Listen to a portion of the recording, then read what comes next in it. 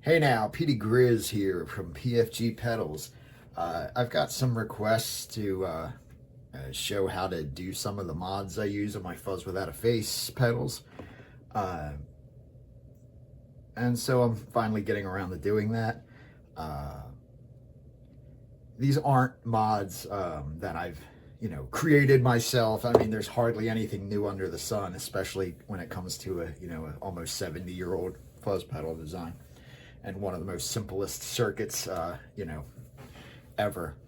So this is going to be part one. I'm going to do this as a series. I tried to do it all in one video, but it ended up being like way too long and just a mess. So this is going to be part one of maybe a 3 or 4 part series.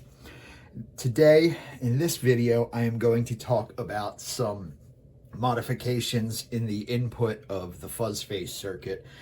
These would also, apply to maybe a Mark 1.5 tone bender, any of the 2 transistor common emitter amplifier based vintage fuzzes, the Vox, distortion boosters, those kind of, any fuzz that has this same basic schematic, these will, play with.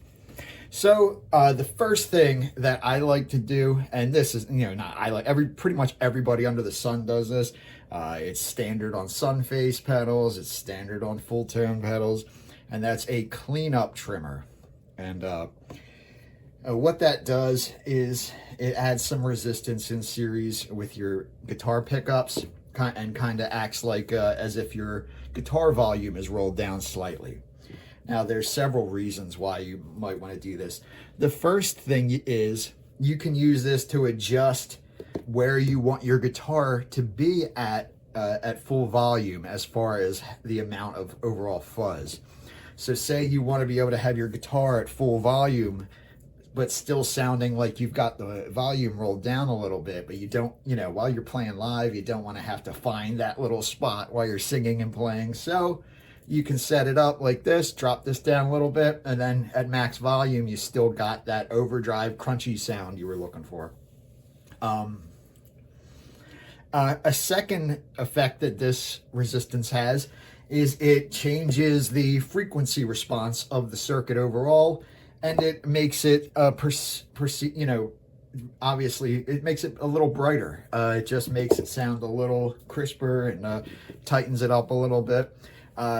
Even if you don't want to use a trim pot or an external potentiometer here, wired as a variable resistor, just sometimes if I've got a noisy, like especially with some higher gain silicone circuits, silicon, I keep saying silicone. I think I got my mind on something else. But with these high gain silicon circuits, this is a PNP germanium drawing, so disregard that. But when they're a little noisy, sometimes adding a little bit of resistance in series with the input of Q1 helps with that noise. It can be as low as like 2K or maybe as high as 10K in some situations. And it's something to experiment with. But the ideal thing to do is to put a trim pot in and just dial it in, or an internal control like I do on a lot of my Fuzz Without a Face pedals. So that's very easy stuff and super useful. Opens up a whole range of tones. So I highly recommend it if you've never done that on a Fuzz Face before. Next up is the input cap, and the input cap really makes a huge difference in this circuit. The stock Fuzz Face, as you know, uses a 2.2 UF electrolytic input cap. Now, from an audio frequency perspective, that is a huge capacitor for this purpose. Using, the values provided by Electro Smash and doing the RC equations for this, if you calculate it with, around, 10K of impedance, as most people say. Actually, this will vary heavily depending on the transistors used, depending on the feedback. It's a very complex. So these are very general frequency guidelines. With the 2.2 UF, we get down to around 10 hertz cutoff point. Now that 10 hertz is sub-audible. It's basically letting through absolutely everything, all the low end, all the subharmonics, everything the guitar can produce is going in and smashing that transistor circuit. And that's what contributes to the woolly, fat, thick nature of most Fuzz Face pedals. If you look at, every Sun Face pedal, they use a 1 UF.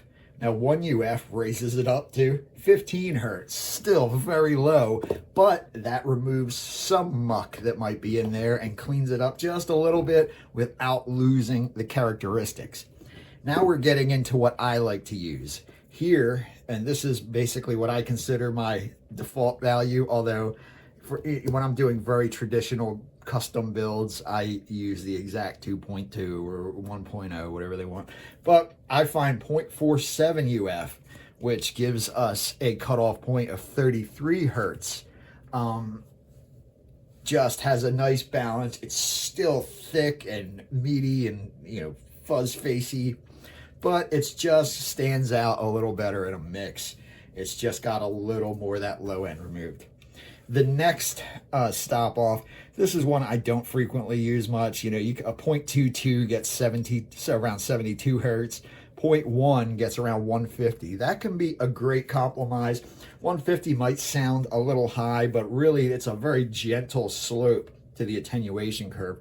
So you're still gonna, it's not like everything below 150 hertz is just cut off and it's super high, mid-rangey and thin. And 150 is still pretty low anyway. Here we come to one of my favorite values, is a 0.056. I use these, let me see if I got any handy here somewhere. There they are.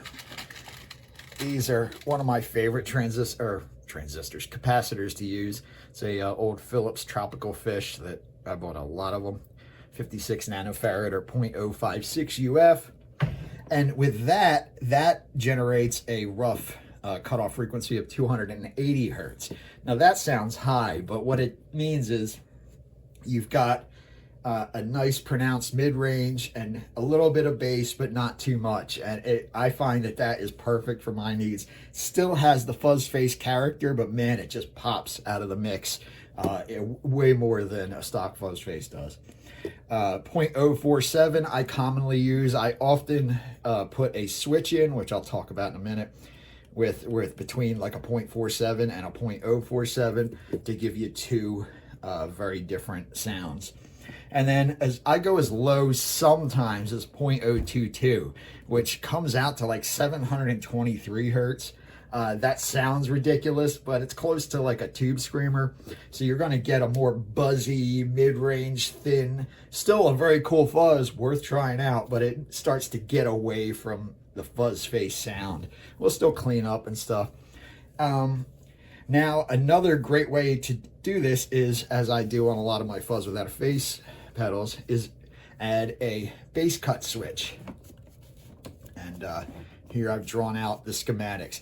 The one I use is this one on the top, and I do it a weird way where I put the caps, the smaller cap in series in front of the larger cap when it's switched in.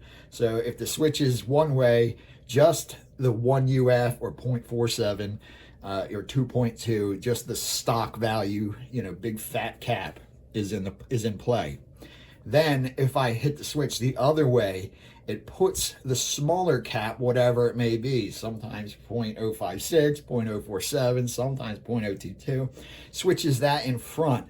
And when caps are in parallel, you basically get something slightly below the smallest cap if you do the calculations.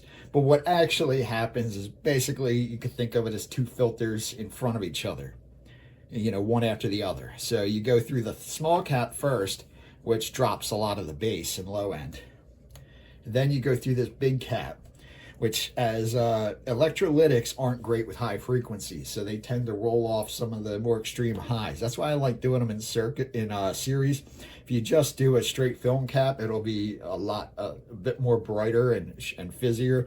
That can be good, and sometimes I do that, but I like doing them in series. Another way to implement, and this, mind you, is a single pole double throw on switch, so there's no center position. A more conventional way that people implement this is with the same type of switch, single pole, double throw, on. But instead of having them in series, it's one or the other. And that way you will get the full stock sound with this, just like you do here. But then when you go to the 0.047, you're getting just that cap. And however, it affects the circuit, which will have more high end than if it goes through the electrolytic cap as well. But since the small cap is before it when they're in series, the big cap can't add low frequencies that aren't there. So it effectively doesn't, you know, for all intents and purposes, it just doesn't do very much, but it does roll off a little bit of high end. Now, so by combining this cleanup pot with one of these switches, you can unlock just a massive range of tones, great usable tones, from glassy cleanup to, you know, light crunch to overdrive to, you know, full on fuzz fury. And it's just fantastic. These are the mods that, in my opinion, do the most to really change the character of a Fuzz Face in some interesting and fun ways. Anyway, in the next video, I will talk about some other mods like the feedback and output cap. So check that one out if you want. If you got any questions, leave them in the comments and I'll try to get back to you. Thanks for watching. I'll see you in the next one. Petey Grizz out.